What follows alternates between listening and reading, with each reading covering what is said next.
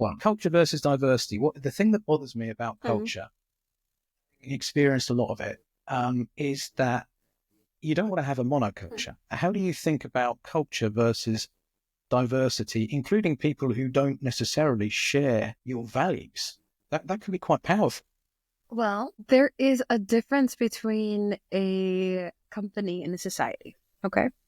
Yeah. And so a society, we are all here. There is a broader range of diversity that you are going to have. But a company is something that is a purpose-driven thing. It exists for a reason.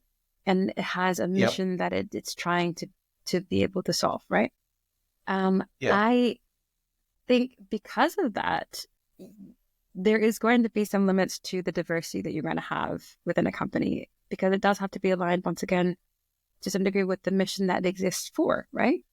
Yeah. And you are going to have a lot of diversity in that. So the people that you're going to need, the people that you're going to be serving, the people that you're going to be reaching and impacting, you need to make sure you respect that diversity, of course.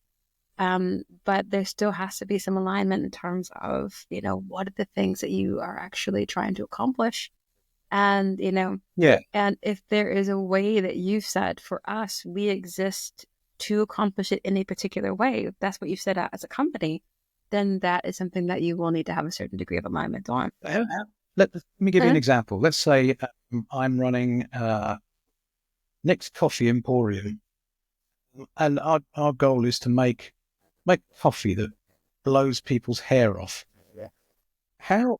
I mean, I'm trying to think what kind of limits on diversity would that give us? I mean, other than people make like coffee, is there a limit on that? I don't. But let's say it comes down to also, you think about how a culture is defined by the how of what you're trying to accomplish, right? So it's not the what of what you're trying to accomplish, it's the how of it.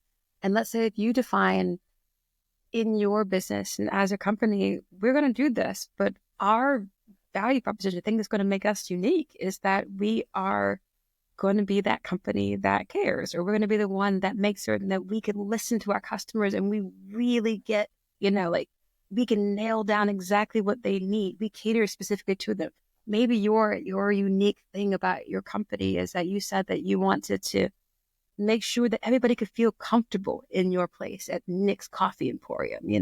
Whatever you said about your how of that, what you want to be this fantastic company that's, that sells coffee, great. But the how of it, that's going to shape a lot of the culture. So let's say if you said you wanted everybody to feel comfortable there, beautiful, great. That means you're now, as a cultural value, you're going to have to listen to all kinds of people and make certain that you understand, what it takes for different groups of people to be comfortable. If you said that you want to be, this company where we can meet all these unique needs and we can have, we have all the different flavors in the world and such or whatever. If that's what your unique angle to it was, well, then great. That means you're going to have to build in diversity to understand the different tastes that people have. You're going to need to counter, accommodate those different kind of perspectives and to say, okay, well, this is something that's a valuable thing because for us, or that's how we're going to try to solve the problem that we exist to solve. Yeah, I actually like that because I think one of the problems I have with culture and values is how cliched it's become. Like integrity. That's a value because so many companies are trying to hire people that lie and sneak around. Yeah, of course not. It's a stupid value.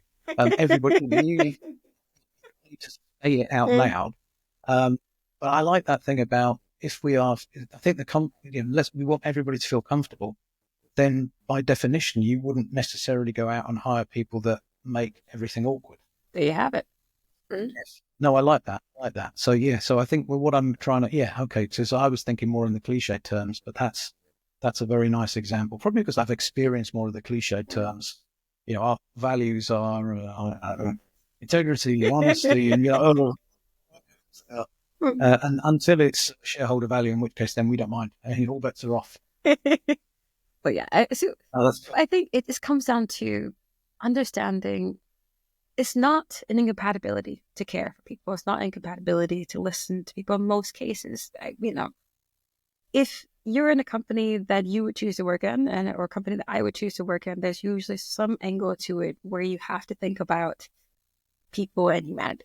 That's a big part of the companies that we would choose, you know? And there is going to be some inherent tie to being able to serve that and being able to do better by more people. Um, is Yeah. that in every case? No, in some cases it is just corporate jargon and, and that kind of thing.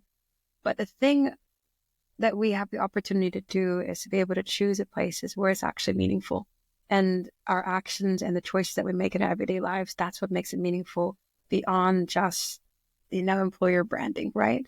So it's the Yeah. things that you do and the fact that you listen and you care and you ask and you do care about the different people that you're working with and the people that you serve. And that's, and those choices that you make, that's your culture that you're going to build. And that's the thing that people are going to see and share and talk about afterwards beyond any of the buzzwords that you're going to list. Honestly, I feel like that's a book that you should write. That was great. That was really good. That's really helped me. I like that a lot. Thank you. Well, my pleasure.